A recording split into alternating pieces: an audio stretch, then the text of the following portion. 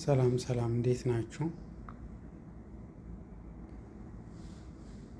ዛሬ ልነግራችሁ የፈለግኩት በየቀኑ ጥያቄዎች ከሚደርሱን ጥያቄዎች መካከል በየቀኑ አንድ ሰው ወይም ሁለት ሰው ስለ ውርጃ ይጠይቀኛል እና እዚህ ኢማራት ውስጥ ያው ውርጃ በመጀመሪያ ደረጃ ያው አይፈቀድም።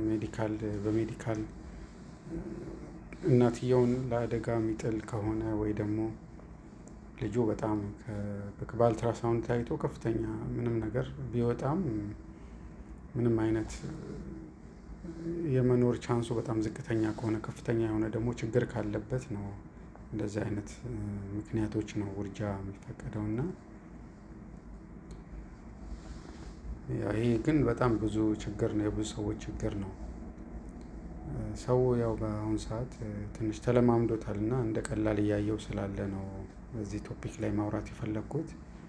ምክንያቱም ብዙ ሰዎች ሲጠይቁኝ ኢቨን ባለትዳርም ሆነው ልጅ ኖሯቸው እንኳን አይ ልጅ እንዲወለድ አልፈልግም ዝግጁ አይደለሁም በሚል ምክንያት ለማስወረድ ይጠይቁኛል፣ መድኃኒት ለመውሰድ ማለት ነው። እና ይህን ነገር ትንሽ ሲሪየስ ወይም ደግሞ በጣም አሳሳቢ ነገር ነው። ውርጃ ማለት ቀላል ነገር አይደለም፣ ብዙ ችግሮች ሊያመጣ ይችላል። እነዚህ አሁን እዚህ ላይ ፎቶ ላይ የምታያቸው ነገሮች የተወሰኑት ናቸው። ለምሳሌ መጀመሪያው ከፍተኛ መድማት ሊኖር ይችላል። የውርጃ ክኒን በየእንትኑ ይሸጣል፣ በብላክ ማርኬት ይኖራል እና እዛ ይገዙና ሰዎች ገዝተው ተጠቅመው ከዛ በኋላ ያው ክትትል የለውም፣ ሐኪም ቤት አይታዩም፣ ቤት ውስጥ ነው እንደዚህ አይነት ነገሮችን የሚያከናውኑት። እና አንዳንድ ጊዜ ሙሉ ለሙሉ ሊወርድ ይችላል ጽንሱ። ከዛ በኋላ ደሙ ደግሞ የተወሰነ ጊዜ ፈሶ ይቆማል። አንዳንድ ጊዜ ደግሞ የተወሰነው ፓርት ወጥቶ የተወሰነው ሊቀር ይችላል እና በዚህ ጊዜ በጣም አስቸጋሪ ነው።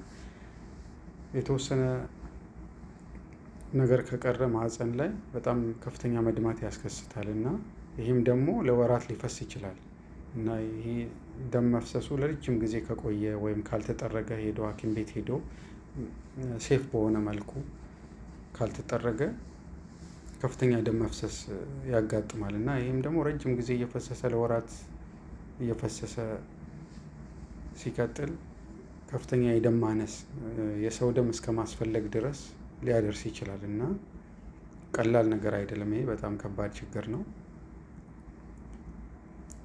ከዛ ውጭ ሊከሰት የሚችለው ነገር የተወሰነ የቀረ ነገር ካለ ሐኪም ቤት እንኳን ብትሄዱ ያው የቀረው ነገር በመሳሪያ ተጠርጎ ይወጣል እና በሚጠረግበት ሰዓት ማህፀን ሊጎዳ ይችላል፣ ኢንፌክሽን ሊፈጠር ይችላል። ደግሞ በጣም ከፍተኛ ህመም ነው ያለው፣ ብዙ አይነት ችግሮች አሉት እና ከወደፊትም ልጅ ከማግኘት ጋር ችግር ሊፈጠር ይችላል። ሴፍ ካልሆነ ደግሞ ህጋዊም ስላልሆነ እዚህ ሀገር ለምሳሌ ህገወጥ ሆኖ ማህፀን የሚጠረግ ከሆነ ንጽህና ከሌለው ከፍተኛ ኢንፌክሽን ይፈጥራል፣ ለራስም አደጋ ይሆናል፣ ወደፊትም ማንነት ሊያስከትል ይችላል እና ብዙ አይነት በሽታዎች አሉ ከእሱ ጋር ተያይዘው የሚመጡ። ለምሳሌ እንደዚህ ከተጠረገ በኋላ ለሚቀጥለው ጊዜ እርግዝና ሲኖር ሌላ ቦታ እርግዝና መፈጠር የሌለበት ቦታ ልጅ ሊፈጠር ይችላል። ያ የመፈጠር ቻንሱ ከፍተኛ ነው። ያ ደግሞ በጣም ከፍተኛ አደጋ አለው። ወዲያውኑ ኦፕሬሽን ሰርቶ መውጣት አለበት። እስከ መሃንነት ደረጃ ሊያደርስ ይችላል።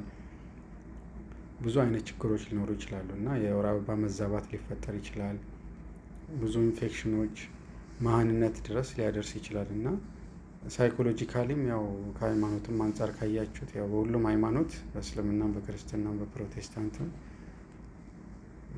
በሁሉም ይፈቀድ አይመስለኝም። እንደዚህ አይነት ሜዲካል ኢንዲኬሽን ከሌለው በሕክምና ምክንያት ከሌለው አይፈቀድም። ያው ጸጸት ይኖራል፣ ድብርት ይኖራል፣ ድብርት ውስጥ መግባት ይኖራል።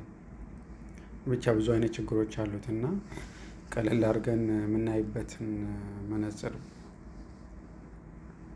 ብንተው መልካም ነው ባይ ነኝ። እና አንዳንድ ሰዎች ባለትዳር እንኳን በአላህ በእግዚአብሔር እንደዚህ ብሎ ይጠይቃሉ እና ይሄ ነገር እንዴት ሲያስቡት ከባድ ነው። ማለት አንድ ሰው የእምነት አማኝ ነኝ የሚል ሰው እንደዚህ አይነት ነገር እያደረገ ከፈጣሪ ጋር ማያያዝ ተገቢ አይመስለኝም። መጀመሪያ መጠንቀቁ የተሻለ ነው። አማራጮች አሉ። የ3 ወር መርፌ አለ፣ 5 ዓመት የሚቀበር በጣም ሴፍ የሆኑ መከላከያ መንገዶች አሉ። እነዛን ነገሮች ጥንቃቄ ማድረግ ይሻላል። እና ይሄ ነገር በጣም አሳሳቢ የሆነ ነው። በዱባይ ላይ በጣም በከፍተኛ ሁኔታ በጣም ችግር እየፈጠረ ነው ያለው ማለት ነው። እና ጥንቃቄ እንድታደርጉ ለማሳሰብ ያክል ነው። አመሰግናለሁ።